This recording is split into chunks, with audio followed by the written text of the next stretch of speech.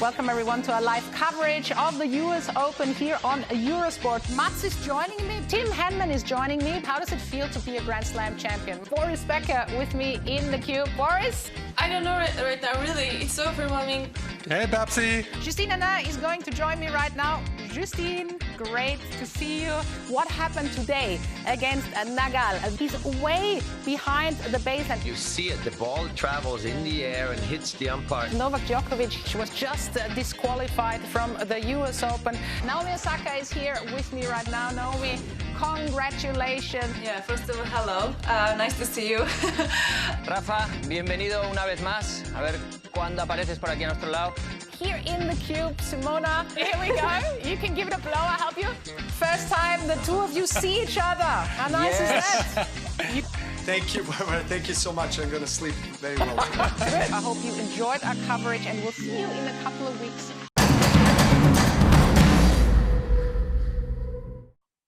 Hi, I'm Heather McLean, editor at SVG Europe, and I'm joined today by Gordon Castle, Eurosport's Senior Vice President for Technology. Hi, Gordon. Hi, Heather. How are you? Very well, thank you. Great. Okay, so Eurosport and Discovery have achieved a lot this year. How's the pandemic pushed you to evolve your productions and increase your technical innovations? And how has the Eurosport Cube been part of that?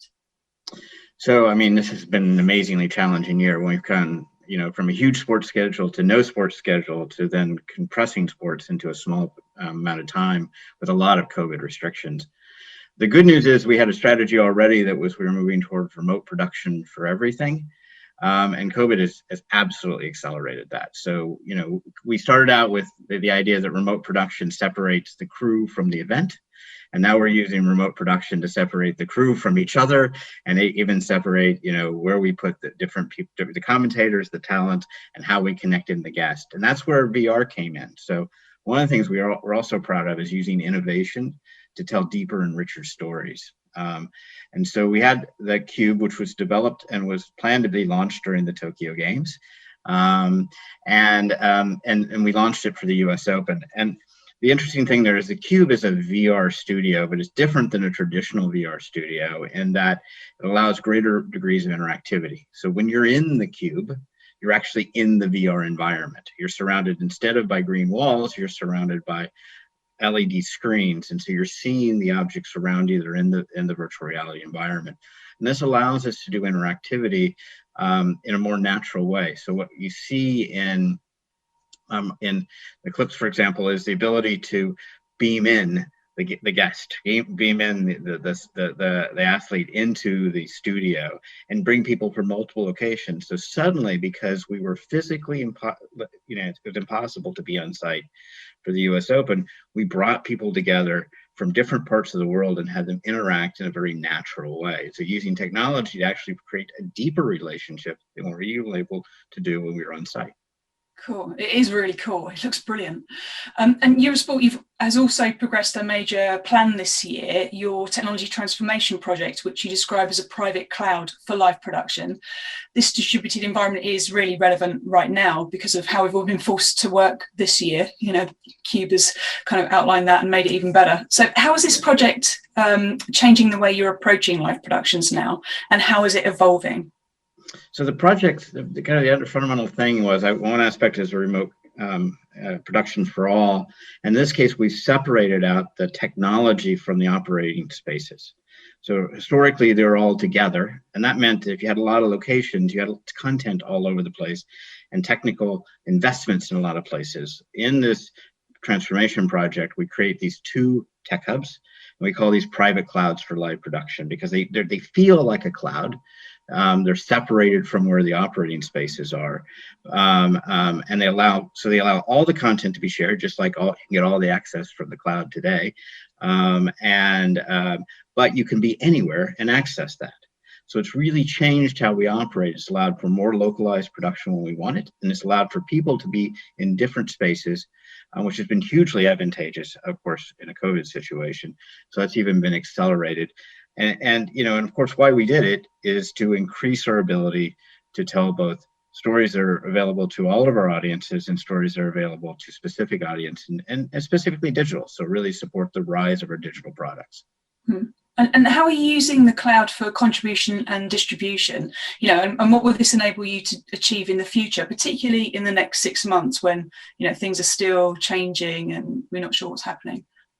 So I think this is an area that's going to change a lot in the future. So today we get a fairly small percentage of our contribution via the cloud.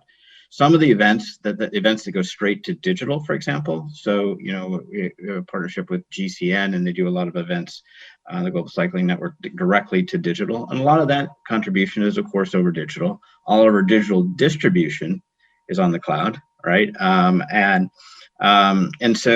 But increasingly, things that are ending up in linear are also being, the contribution and distribution is over the cloud. And this is an area that where all the major cloud vendors are really investing in it and opening up capabilities to move very high bandwidth, you know, high quality signals to the cloud. And that, combined with live production being able to be possible in the cloud, I think opens up a lot of possibilities for us in the future.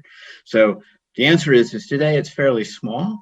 Except for our digital products, which is using the cloud a lot for contribution distribution. But I see that growing dramatically in the near future. Cool. And what are the challenges that you and the rest of the sports broadcasting industry currently face with regard to connectivity? Because the way everyone's working, connectivity is the key issue. You know, what do you need to keep moving this kind of innovation and ways of working that we've been talking about forward? Well, you know, the big thing there is we need the vendor community to adopt open standards. Okay, we're successful in a lot of ways of doing this, but we're still using some proprietary equipment. Okay, so Zixi is a great piece of equipment. We use it quite widely, but it still has a proprietary interface, meaning that it's not quite as open to things. And so if we want open to connectivity from different providers in different locations, and there's some physical box aspects here. So, you know, I think that, you know, we need greater support of open standards for connectivity. We need, you know, the ability to do multi streams in the cloud, for example, and we need to, you know, focus on security. I think it's you know, when you lease your own fiber lines and lease your own connectivity, or own that connectivity, you're in total control. As we move more things to the cloud, as we move more things to being more flexible, we need to really make sure those are secure. And there's then this aspect of last mile resiliency that I think is important as well. So that last mile connectivity, we need to keep the ability for that to be diverse as well. Cool. Yes. Yeah. And where do you see sports broadcasting going next year in terms of trends and technologies in the face of COVID-based situations? So, I mean, you know, continued rise of remote production. And I think people really, as I said, you know, extending the fact, even as COVID relaxes, we will some things will go back to, you know, people wanting to be together and so forth. But, you know, what you hear people talk a lot about and what we want to embrace is be able to support what is natural and the most effective. So sometimes it's the most effective to have people together, and sometimes it's the most effective to work from your home. Right. So, you know, we want to be able to provide that as a business to our employees and also to our productions, giving people greater flexibility in the way they work together. And that overall will increase quality. So more remote production, but more flexibility even than we even thought about in the past. You know, and then, you know, more production in the cloud. So moving more production and increasingly all into the cloud, moving more to software-based video switching, audio mixing, and things like that is certainly an area we're pushing. Fantastic. Thank you very much for that, Gordon. Great. Thanks a lot. Appreciate it.